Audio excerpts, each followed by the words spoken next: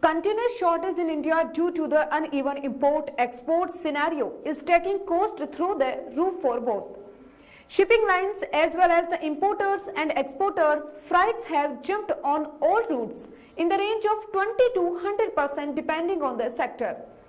Manish Agrawal from Vision International, Surat, told our correspondent.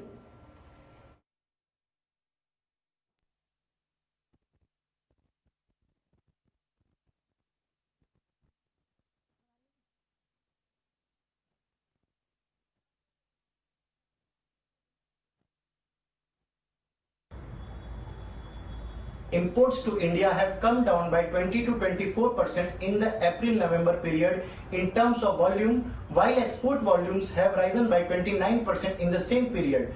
This created equipment container imbalance in the domestic market. Increased freight cost has impacted the margins of exporters across the sector. Customers are not ready to pick up the goods at increased prices, while ocean freight has increased significantly, so the exporters have to bear the cost since material is already produced and need to be delivered.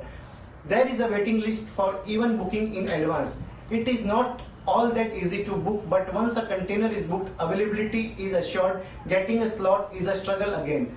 Shipping line could order for making more containers, but those newly ordered containers are going to be an inventory once the situation becomes normal. So shipping lines are not keen to invest in new containers at this moment.